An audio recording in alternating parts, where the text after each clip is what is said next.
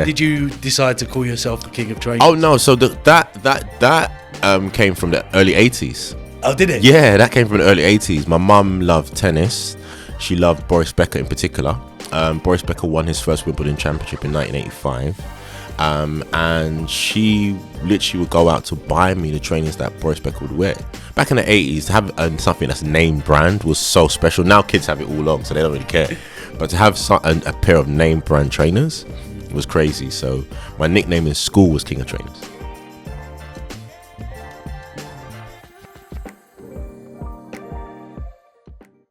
Franklin, welcome to the show. Yeah, no, thank you for having me. Thank you.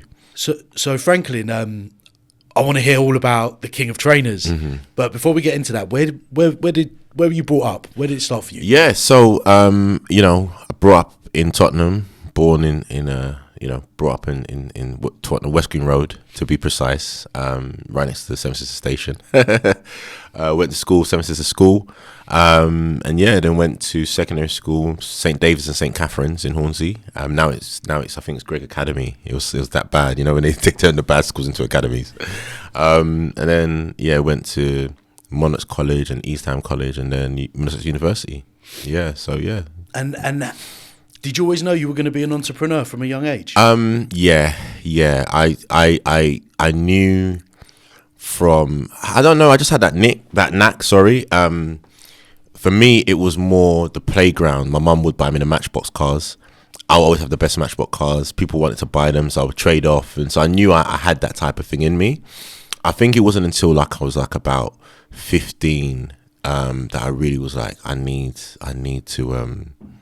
just need to do my own thing, if that makes any sense. So yeah, and you did some incredible things at that, to say the least. Yeah. So what sort of things would you get up to at 15? Yeah, well, 15, I tried to. Oh man, I tried to set up a radio station. I just did. Yeah, I just knew, like, okay, I just wanted to kind of better my situation. I think it came at a point where one of my best friends got murdered. In Edmonton, and what was that over? It's just some dispute, and he got stabbed in his back through his heart, and he passed away. And then from that, I was like, I just want to better my situation, better my surroundings, because growing up in Tottenham back then was pretty rough. And when I heard that, I was like, okay, the only way out for me is to be better, do things better and stuff. So I was always thinking, okay, how can we, I was always, when I remember that I was like 20 and I would invite all my friends to my house and cook them food, and I'd be like, guys, let's start up a business, let's do this. I was that guy. Really? I was like, yo, or let's put our money into an investment pot, let's invest in property, let's do this. I was always that person. And what about them? Were they? Yeah, some, some, we still have businesses today. And some just they weren't on it. It's just how it goes. Yeah. Yeah, because I can imagine, when you say you're one of them. Yeah. Was it easy to have them conversations with them, or could it be quite difficult? No, it's for me. I was never afraid to tell my friends we need to do this. This is it's like leader mentality, innit? They might disagree with me and they might hate it, but that just makes me who I am, And they don't have to. No one has to agree with me. No one has to be like, we have to do it, and they didn't. Some did, some didn't, and But I've always been like, look, we got to get more money, and we got to do this, and always trying to get myself into something. Yeah, which I can appreciate a lot of. Like when you're in that environment. Why wouldn't you want to, like, I don't think it's all bad, the environment. No, it's not. There's a lot of good things. It's a lot of good. It makes you grow up. It makes you understand how life is very quick. You get what I mean? So I knew that very young. Yeah. Probably makes you appreciate, sometimes the things that you do have as well. Indeed. Especially when you go on that journey of entrepreneurship and you then start appreciating every level that you're on. Indeed. So what kind of... So what happened for you on this kind of entrepreneur journey? What was the first thing? Okay. Wow. The first thing I would say was, after doing my university degree, I set up an agency, because I realized I come from a graphic design and design background, and a lot of people who graduate design don't get jobs, and the companies know this. So unfortunately, they take the piss. So they would have, like, maybe there might be 200,000 graduates and only 2,000 jobs. So they would pay less than nothing, or they'll give people internships for a year and not pay them and things like that. So I knew this, and I just set up an agency called Y3EAH, which was called Your Third Edutainment Activity Help Service, and we would try to place people into jobs after their degrees, like work experience, or even during their degree, so they have work experience earlier on in their degree life. Right. I don't know how it is now. I'm sure they must have changed that, but because the internships, it was literally just slavery. Do you know what I mean? Yeah. I know everyone needs work experience. Everyone needs to get things done. I get it, and I'm not. I don't disagree with it. But I set up that business to facilitate a need. Back then it was I wasn't sure what I was doing, if I'm honest. But how old are you? I was 21. 21. I think 21, yeah. Quite a young man at the time. 21, so, yeah. But it's for the sheer fact of even trying these things out was pretty impressive. Indeed. How did you find out about, people were doing all of this stuff for free? Yeah, well, I worked for a company called BBH, Bertel, Borg and Hickaty, one of the biggest advertising agencies in the world. They used to do all the Levi ads and the Barclays ads and things like that. And I luckily got an internship there myself. My mum hooked it up. God bless mum. I don't know how she did it, but it was one of those places that, wow, you're working there type of thing, and I had a gentleman. He changed my life, really. God bless him, whatever he's doing. I don't know if he's still there, but I interviewed him when I was at this internship, and I love advertising. That's like one of my first loves, and he was doing the job that I wanted to do.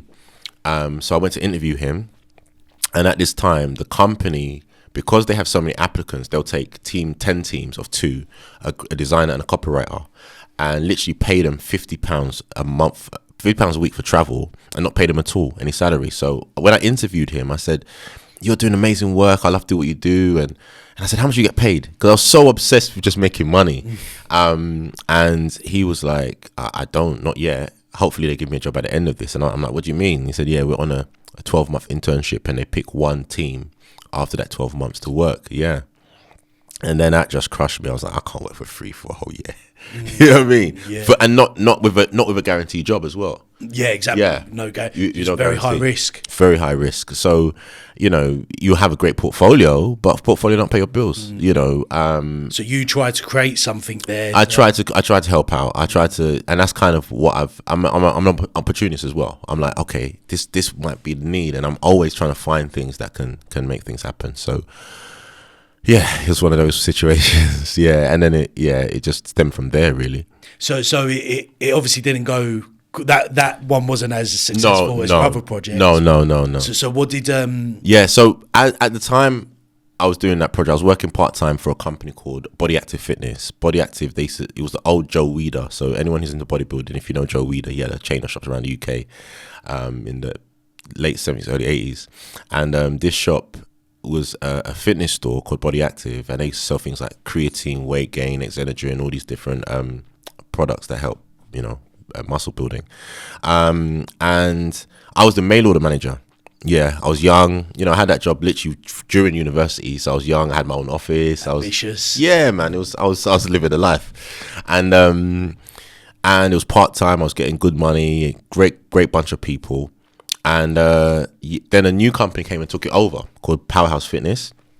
They then moved the mail order up to Scotland, where they're from. And I was left kind of without anything to do. So they're like, "Oh, we need someone to do the multi-gyms and stuff." So what I did is I sort of, saw the opportunity. I bought a van, rented my van to them, and then charged them for all the setting ups. Then would get an hourly rate. So I made quite a bit of money. Did you? Yeah. Early 20s, made quite a bit of money, which then led me to invest in property. Right. Yeah, it led me to invest in property with one of my friends, and built up a substantial property portfolio, which was over $1 million at one stage, and then nearly lost it by 28 when a credit card happened. So yeah. Why? What happened for you to? Well, to be fair, when you're young and you're making good money and you're just living life and doing all the things that young people do, you don't kind of look at the business side of things to make sure you're secure in whatever contracts you have with these people. And I just wasn't as savvy as I thought I was. And they just ended a contract. So I was left with, oh no, I've got a van. You know, I was making good money. So, you know, you're just like, whoa. And then that was at the time when there was this quote unquote credit crunch, the 2008. So they ended my contract. I then had tenants in my properties. They weren't paying their rent because they found it difficult. It was just a whole knock-on effect. Yeah. So at that point, you know, I had a few vans in Ghana. We had a bus company there as well. My cousins were messing that up. It was just a whole bunch of things going wrong. Really? You know? So yeah, I took a hiatus from work for like a couple of years just to kind of find my feet and just start again from that point. And then I went into one of my first loves, which is social media and trainers. And that was the beginning of King of Trainers. No, the beginning was before that. Was it? But in terms of the online journey, it was quite a long time ago before that, to be fair. When did you decide to call yourself the King of Trainers? Oh no, so that came from the early 80s. Oh, did it? Yeah, that came from the early 80s. My mum loved tennis. She loved Boris Becker in particular. Boris Becker won his first Wimbledon championship in 1985. And she literally would go out to buy me the trainers that Boris Becker would wear. Oh, really? So, yeah, so I have a picture of when I'm like 5-6 years old wearing a pair of red and white Pumas, which she thought were the Boris Becker Pumas that he wore because he had a Puma deal back then. They I don't think they were, but she tried, which was great for me because in school everyone sees, oh, when you're wearing, back in the 80s, to have something that's name brand was so special. Now kids have it all on, so they don't really care. But to have a pair of name brand trainers was crazy. So my nickname in school was King of Trainers. Oh, was it? Yeah, from the early 80s. And you carried it on? Carried it on, yeah. So I was fortunate enough to go to the States with my sister throughout the 90s. What was that for? Just to be fair, go to the States, go to New York, just to get away from things here, to be fair. Yeah, so summer holidays, my mum would send me to my aunt in so you had family there? Yeah, in New York, or we would go to Canada, Toronto, and we would literally I'll just buy trainers and bring them back. So I always had dope trainers, and it was just a playground nickname, very local. No one really knew. I tried to set up a website called The King of Trainers in 1999, like a blog site. I didn't know what I was doing, just for fun. Just start something. I didn't know what I was doing, and then around, I used to kind of be on MySpace, all these platforms, sharing my trainers, and people would be like, "Oh, what are you doing?" It's kind of, It was your passion, though. It was my passion, yeah. So me and my friends, we would do trainer parties, like in the early 2000s, like the best trainers and, stuff like that. And it was just a passion. And then when it came to like around about 2008, 2009, I set up a social network called Fabs Network. So I built my own social network, which was like Facebook, but with it had an Instagram feed before Instagram. It was in the online though, but online. So it was a social network. We had like thousands of members. People were joining it. It was just such a good community. And what was the purpose of? The purpose was just a creative community, really. Right. Yeah. So just set up a community where people can join the network and just network with people, to be fair. And how did you fund something like that versus getting money? Well, yeah, I mean, I developed it myself. So I literally just my time. I developed it. I found a good hosting company where I'll pay monthly for that. And it was really good. I at the time I didn't realize how cost effective it could be. I guess because I was using I was using a good hosting company, I thought, good. And it did really well until it got hacked. Because that's when I realized, okay, there's where the money goes. You need someone good to kind of protect it. Cybersecurity. Yeah. Then it got hacked really badly, and then it came offline. But the good thing about that is I set up a community called it was like King of Trainers Forum. So that community, I had registered like the Twitter, all these different things. So fast forward about 2012, one of my friends said on Twitter, Nike own Just Do It, Adidas own Impossible Nothing. Why doesn't JD Sports speak to the King of Trainers? So JD, the person who was running the JD Sports account at the time, started to attack me, and they were like, yeah, Why? because they call themselves King of Trainers as well, and they've been calling themselves King of Trainers from probably, I would say probably like the 90s or maybe late 80s. But So earlier. no, not earlier than me. No, technically from school. Yeah, from school. But for me, I never tried to proclaim I was the shop. It was just a nickname, a personal nickname. So, and you know, they had it as a trademark for retail. Yeah. So I didn't even think about, no one's gonna think, oh, they're gonna care. It's just some guy from North London. It's like, you know, some kid, like, what's, you know. But when my friend said that on Twitter, it was, they started to attack me. Yeah, they were like, who's this imposter? Who does he think he is? Blah blah. Because I had the King of Trainers Twitter handle, and it was quite bad. Oh, because, so you had the username? Yeah, King of yeah. So they had JD Sports and I had King of Trainers, and they were like, what is going on here? So I tried to be like, hey guys, it's cool. They were attacking me. You're an imposter. Literally going crazy. And you know, back in the early days of Twitter, if you had 10,000 followers, it was such a big thing. They had about 10,000 followers. I only had a couple hundred followers. So their user base would start to attack me as well. Oh, wow. So it was bad.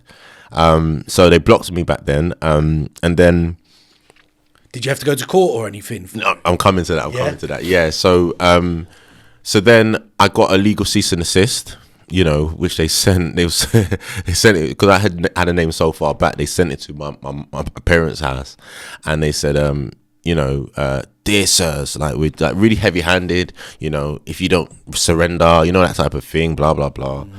So for me, from where I'm from, I don't like being bullied. So I was like, nah, they're not going to do this to me. So I politely wrote back to them and said, look, why don't we just work together? You know, I'm going to be one of the biggest personalities in the footwear world.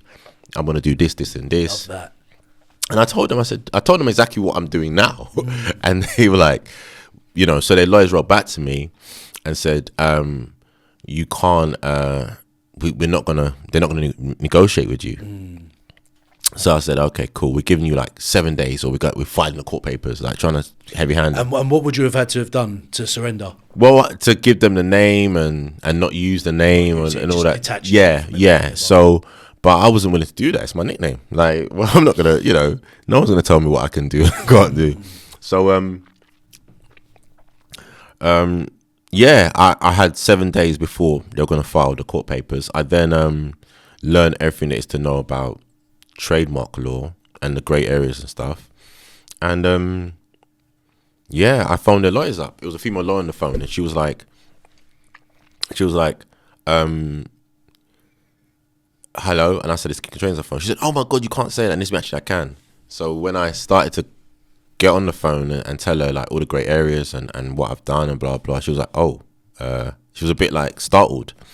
By her being startled, she was like, you know, like, they're a big company, you know, they own so many different brands, you know, trying to tell me basically they can muscle me. Yeah, 100%. You know, so I was like, it doesn't matter, the law's the law. So she said, okay, so what do you want to do? Like, this means I want to go to court. She's like, what? Like, she's like, you know, she's like blown away, because no one's going to say that. They're a $1 billion+ pound company. 100%. And you was ready to take them on. Yeah. I don't know what I was thinking. Well, it was either that or try to work collaboratively. And that's what I wanted to do. That's all I ever want to do. I'm not like a bad person. I don't want to hold nothing for ransom. I just want to work. That's it. That's all I want to do. And they just weren't willing to play ball. So when she was like, okay, so who's your like solicitors, your legal, who's representing you? Let me send them the paperwork. I said, no, send it to the same address you sent the first letter. I'm representing myself in court. And she was like, whoa, yo, like, yeah, she was kind of blown away. And I think she was like, okay, this is not going to be as easy as, So with that said, I waited probably about 2 months, 3 months. And I got a letter saying, dear Mr. Boateng, we no longer want to pursue this matter. Our client no longer wants to pursue this matter. You're kind of free to do what you want. But here's where it gets interesting. This was kind of just as Instagram was starting. So I then thought, okay, they've done this now. this can't be the end of it. So they then started a campaign. There's only one king of trainers. So when you go to JD Sports, you see there's only one king of trainers, and they rebranded all their shops king of trainers. And then they started a campaign, undisputed king of trainers, undefeated king of trainers. They're talking about what they went through with me. Right. And they launched that campaign in Tottenham as well. If you go past the Tottenham Hell, JD, it's got a big sign saying there's only one king of trainers. Bit of mind games. Yeah, well, we'll see. And then so what I done, I registered the Instagram, and the Instagram name was there. So I was like, oh, okay, cool. So yeah, I mean, no shots, but whoever was there at the time, they didn't do their job, man. I would have looked on every social network and just scraped it, but it is what it is. So you got the... I got Instagram. Yeah. So I was like, okay, cool. Let me set up an Instagram blog. And literally that's what I did. Just set up a blog talking about my old school trainers, my friends, and just really putting sneaker news out there, just influence and stuff like that. And then I became like one of the biggest sneaker personalities in the country. But I have to commend and shout out JD, because during lockdown they reached out to me and they profiled me on their page as the king of trainers. So did they? Yeah. After all them years. Yeah. So I was going to say, was there was it an ongoing feud? No. It wasn't on my end. It never was. I was just doing my thing. I was reviewing the trainers and doing my thing, and it never was. I'll still buy trainers from JD, and and JD, people don't know JD own a lot of shops. They own Size, they own Foot Patrol, they own all these different stores. So you can't get away from their power. And they're cool guys. It is what it is. It's business. Yeah. So essentially, you were reviewing trainers. Yeah, literally. That's how you started. To get the following on social media. So I had spent so much money on my own trainers, so I was thinking, let me just start showing people and things like that. Yeah. And how did you make money out of that? Well, in the beginning, I'll be honest, I didn't even know you could. That's the truth of the matter. Like, it wasn't until I didn't even know you can get free trainers. I didn't know a lot of the stuff. I just had the love for trainers, and a lot of people knew about it and stuff, and there was these deals and stuff. I didn't know. So what I'll do, I'll just post up the new trainers that's coming out, or a picture of my old trainers, and people are like, oh my God, I remember those. Yeah. And then I remember, I have to shout out Diodora. They were the first company to reach out to me and say, hey, we like what you're doing on Instagram. But Instagram grew very quickly. And they said, send us your dress and your size, we'll send you a few pairs. They sent me 10 pairs of trainers, like literally collaboration pairs and this and that. And it was phenomenal. And then and then from there, all the brands started to knock. Yo, Frank, we'll send you this and send you that. And then it became, yo, how much you charge? Or, Oh, wow. Yeah. Is that how it... Yeah. And do you think a big part of it was because you was on Instagram in the early days? Yeah, indeed. You grew quite quickly through that. Yeah.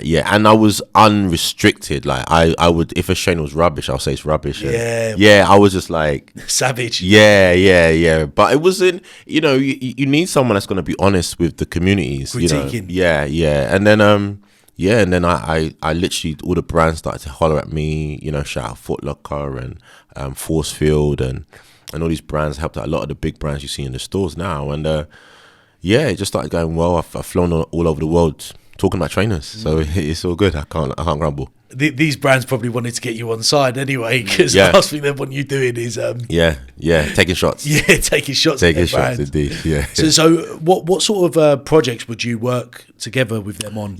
So campaigns. So I've done campaigns for nearly every company: Nike, Adidas, Reebok, Puma, anything, like photo shoots, advertisements, everything really. Right, over the years. Over the years, indeed. Yeah. So I remember reading about you doing a collaboration with Alessi. Yes, Alessi, yeah. So that was really good. I was invited by a PR company, shout out Gunho. They invited a bunch of influencers down to central London, in Shoreditch, and they said, hey, here's a new a retro shoe called the LS Tanker. We just want your take on it. We'll make you a few items for your friends and family. But then for me, I've never been asked to do a shoe before. So I've been sent so many shoes, but I've never been asked to actually to model. Yeah, to do like even a colorway or nothing. So I was like, okay. So they had a good spread for everyone. People from all over the world came and blah blah. So I'm sitting there and I'm like, oh my God, I need to really smash this. Like, this is my chance. So the shoe, and I was like, okay, cool, we're going to do this. And I said, and I remember thinking about, okay, my mum loved tennis. And I tried to connect to my mum and her love, because she's the one that potentially made me who I was in terms of the sneaker game, and my sister, and my dad. And I was like, how can I just encapsulate this? So I remembered Boris Becker winning his championship, and the top he was wearing was an LS top. So I looked and I was like, okay, let me see if I can do the colours of the top. And I asked them, I said, do you know this top? So I went online and I said, do you have this LS top? So it was in there. And they were like, oh my God, we've actually got this. This is me, really? They brought it down. They actually had it. The actual top he wore when he won the Wimbledon Championship. I bet your mum loved that as well, didn't she? She loved it. We took pictures with it. And so they had the top, and I looked at it and I was like, okay, one part of the top is light blue, one part of the top is dark blue. Let me just do it, just two different colours, change the logos around and just do a remix. And that was the rest was history. So, fast forward, I got the samples back, and I posted, I didn't even post the full picture of the trainer. I just posted the logo with my name on there, Franklin, and it had the size and stuff. And the internet went ballistic. Yeah, it was like, they were like, right, you've been doing so long, hooray. It was like a champion moment. And they literally went ballistic. From all the people that was in your community. Yeah. You got a lot of support from them. A lot of support, yeah. People messaged, yo, this. It went ballistic. They went ballistic. And then, it was so crazy. People asking where they can get the shoe. All the bosses of LS worldwide got together and like, who's this guy? Like, we've never had this type of interaction before. And then they were like, we need to give him his own shoe. Like, this is crazy. We need to capitalize on this. And that's kind of how it went. And then they gave me my own shoe it was actually before lockdown. It was actually February 2020 that it happened. Then they announced it in March 2020 in the beginning, and then lockdown literally happened a couple weeks after. So what did that mean? They had to delay the whole? The project was shelved. It was shelved at that time, but God being so good, I had some good people who looked out for me. A guy called Tom who worked for the brand Focus, who managed LS, and he was like, no, we'll get this done. And another gentleman called Jonathan who really put together the proposal and took it to them, and the rest was history. We launched the shoe in July 2022, I believe, in Selfridges, to a warm reception. First time ever had, like a black man have his shoe in Selfridges, like in terms of on shop floor and meet and greet, and it was just a great time. It was just a great time. Yeah, I could imagine that being quite humbling. But I mean, it's amazing though, isn't it? Like you come from Tottenham, you got this, you got the mindset of and like fast forward it, and you're in Selfridges, like collaborating with Alessi. So indeed, I bet your parents were super proud of that, including yourself. Yeah, no, it was great. It was really good. It was really good. Dedicating the shoe to my mum, and it was amazing. It was amazing. Yeah. And was that your bounce back moment from this kind of like 28 years old and things were going a bit wrong for you? Was that your bounce back moment, or that was I mean, I had to be fair, way before, like after that, like that was sort of that bounce that happened like 2008, the thing, and then this happened like it was way after. But this was a kind of testament to all the hard work I had done over the years to have, because in the footwear scene in the UK, I've done a lot of helping people and just different things. And what type of things? Well, yeah, I mean, helping people like have awareness. The footwear industry is very like kind of sexist, to some degree, and I would say racist, if I'm honest. A lot of people of color don't get opportunities, so I would be the voice and be like, what's going on? You know what I mean? The guy comes through the door, it's like, what's happening here?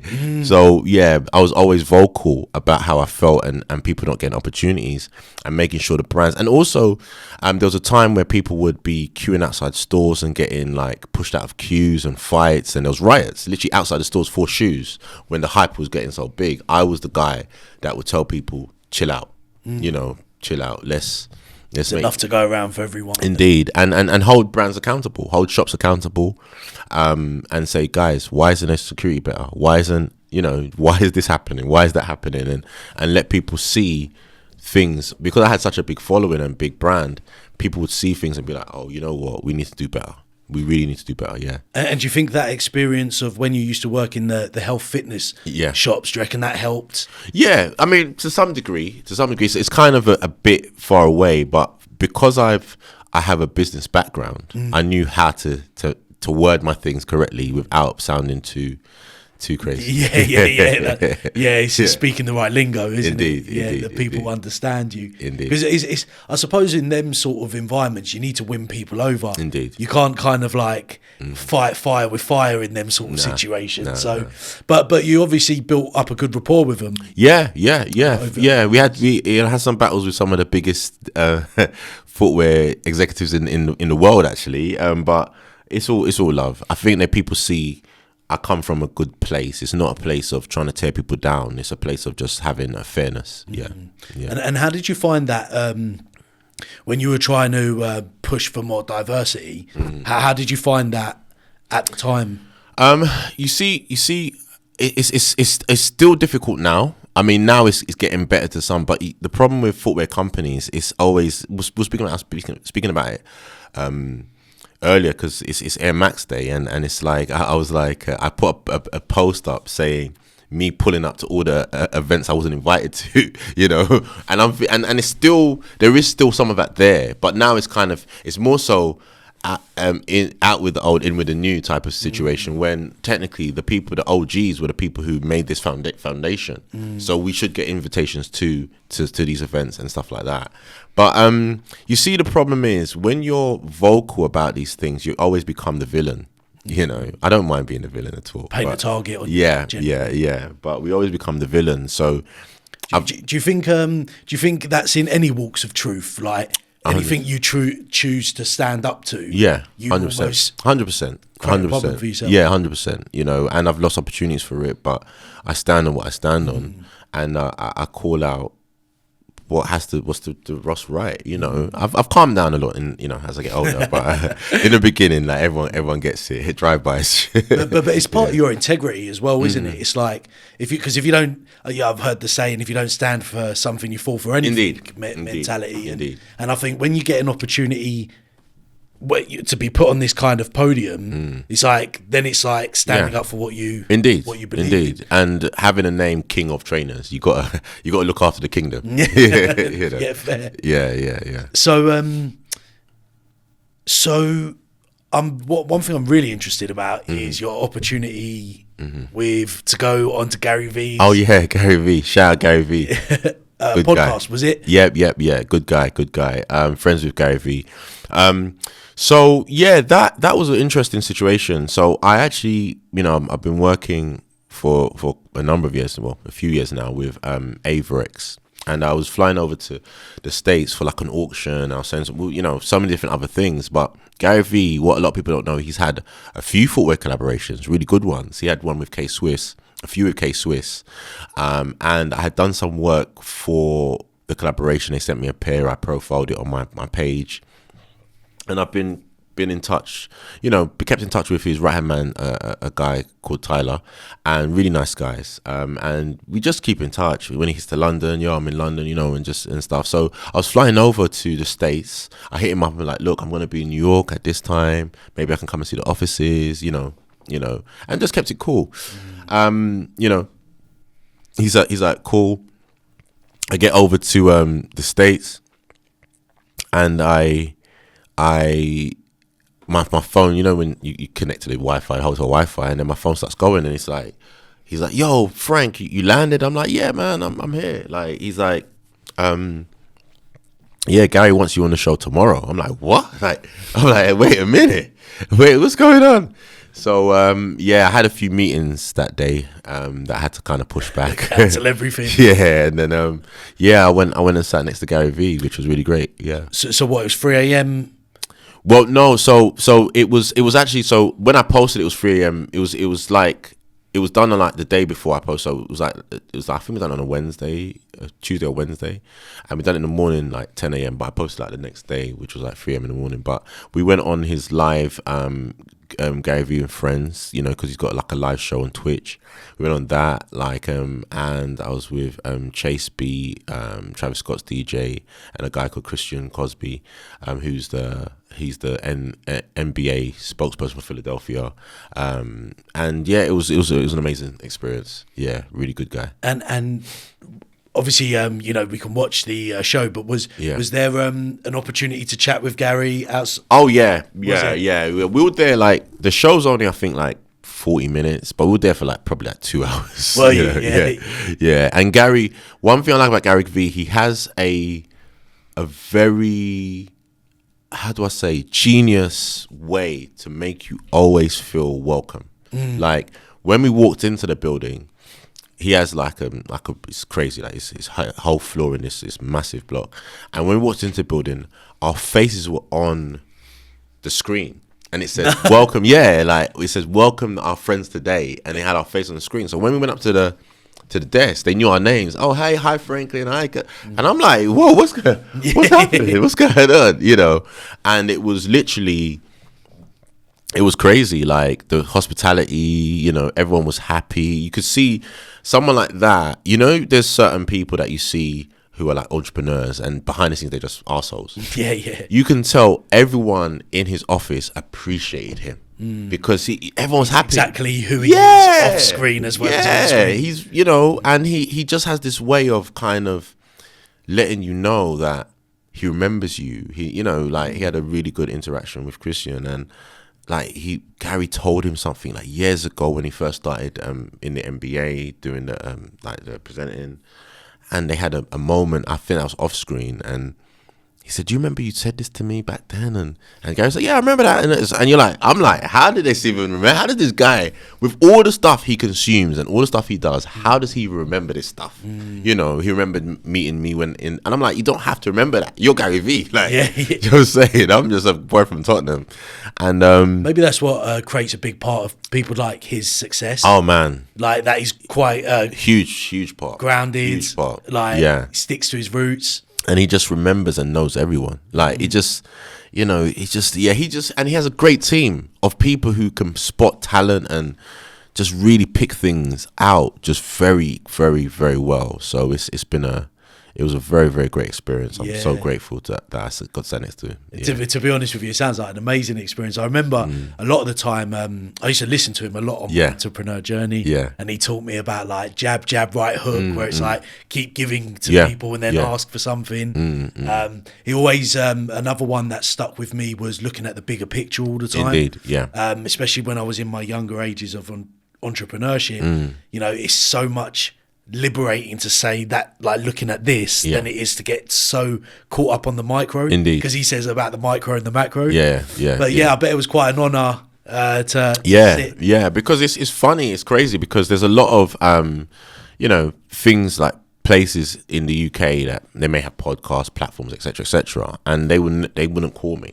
But he's bigger than all of them. You know what I'm saying? And I'm like, you know, sometimes you're still waiting for emails, replies, and stuff like that, and you're like, why am I even in this situation? You know, I said this to Gary Vee. Do you know what I mean? But you know, I'm forever humble, and I never kind of walk with that kind of stiff upper lip and be like, oh, I'm, you know, and it's always good to kind of make sure that you're available, and then that's one thing. Well, you can tell that for certain, because you got on one side you're going Gary Vee's podcast, and then you're coming over to little old me. No, you're not little, man. You're not little. You're coming, man. No, you're coming up. So what's what with the kind of work that you were doing with Averex? Tell me about that. Yeah. So Averex, shout out Averex. So I helped relaunch it in the UK. Yeah. The company Focus Brands, the gentleman I mentioned, Tom, earlier, we had a meeting up in Manchester. He said, Frank, come down to a meeting, and he was looking at these decks, and he said, we're bringing back this brand, Averex. And at the time, this was during the time when Top Gun 2 was coming out, and a lot of people don't know that the Top Gun jackets and the Air Force jackets are Averex jackets. Are they? Yeah. So the original Top Gun in '86 are Averex, and the one he done recently, Maverick, is Averex. So they were like, we're gonna bring it back and this and that, and I'm like, oh wow. I'm like, okay, let's go. And I lost it because like that's one of my favorite brands. I remember buying the jackets like over 20 years ago so way over 20 years ago. And so I was like, okay, cool. Can I get like a contract to sell the jackets? What can I do? And he was like, you know what? Yeah, maybe we can do something. Like, why don't we? And I was like, why don't we just open a shop together? Like, and it was I splurted it out, and he was like, yeah, we could probably do that. So the store we opened together was in Box Park, Shoreditch, and it was a partnership store where it was, it was just a 50-50. I'll get, but I really helped promote that store. So we had, I got Biggie Sundown, CJ, Notorious Big Sundown, because we had the same jacket that Notorious Big wore for the Rolling Stone cover.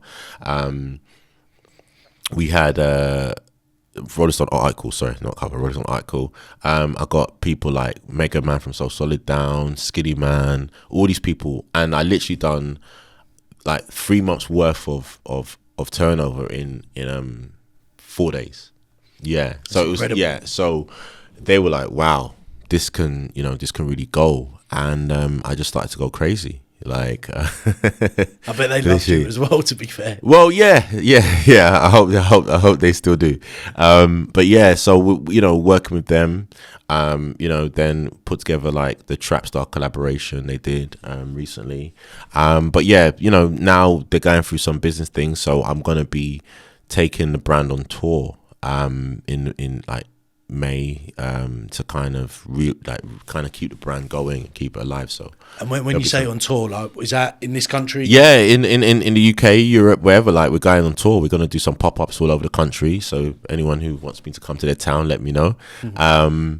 We're going to be going anywhere in the UK that wants the brand to be there. We'll be there.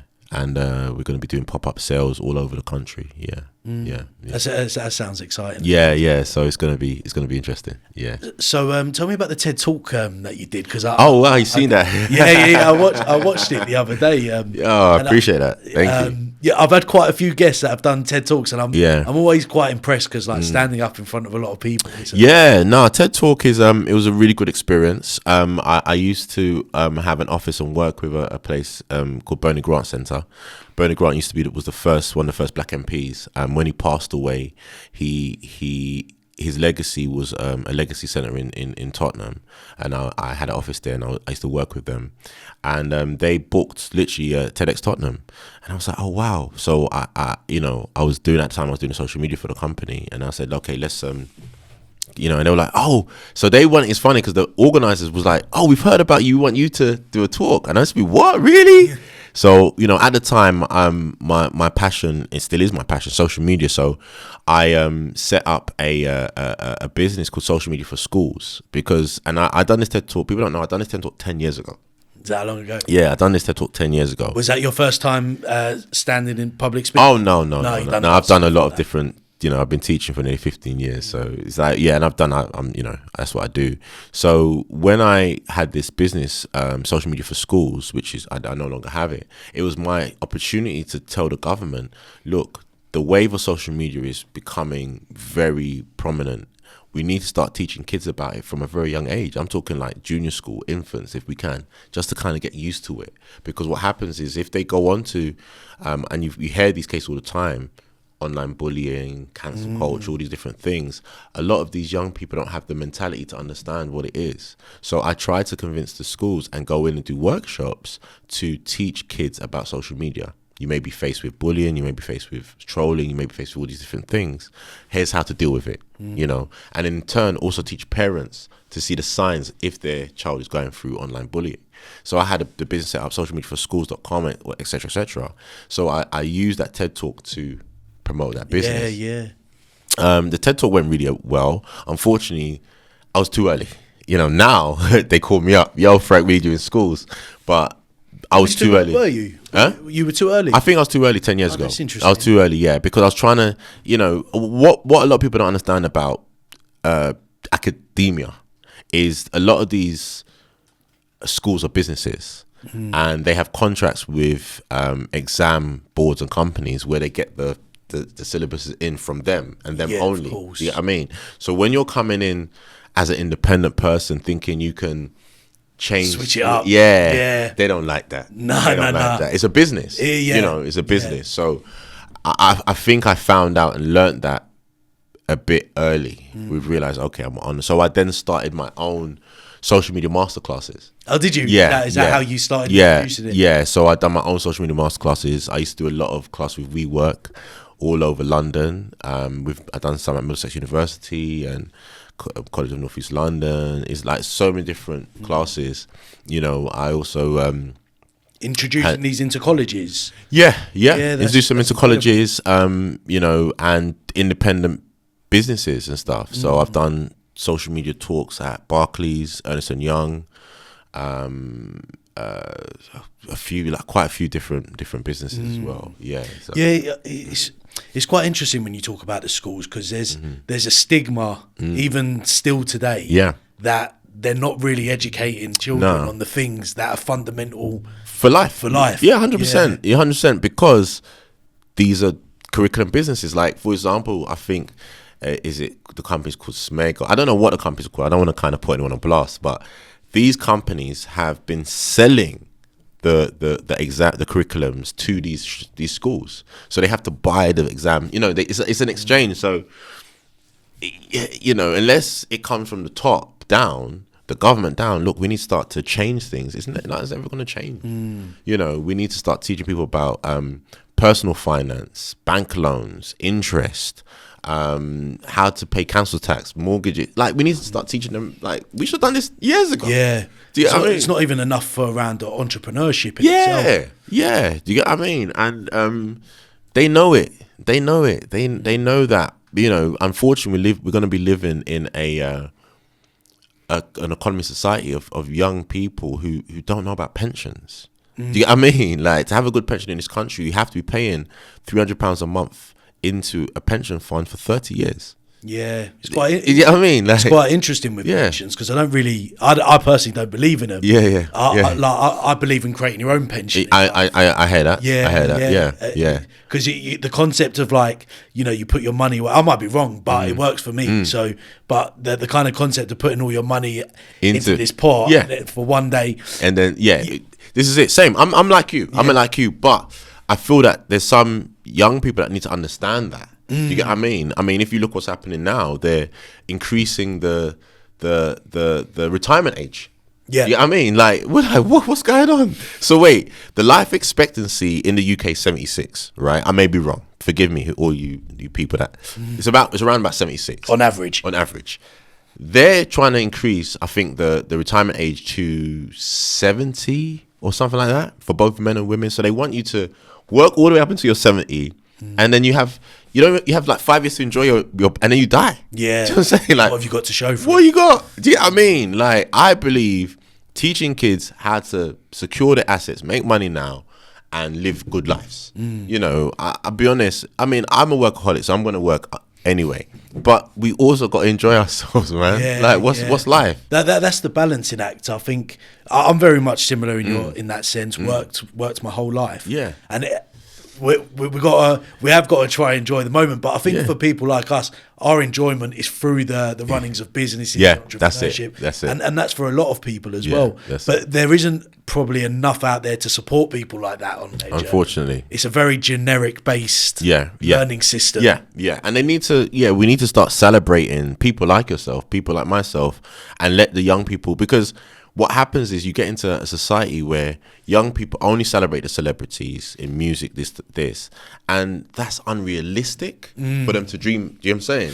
But they can do what you do. They can do what I do. You get what I mean? And that's more realistic, but we're not celebrated. We're not shared on all the blogs. We're not, do you know what I'm saying? Like, do you get what I mean?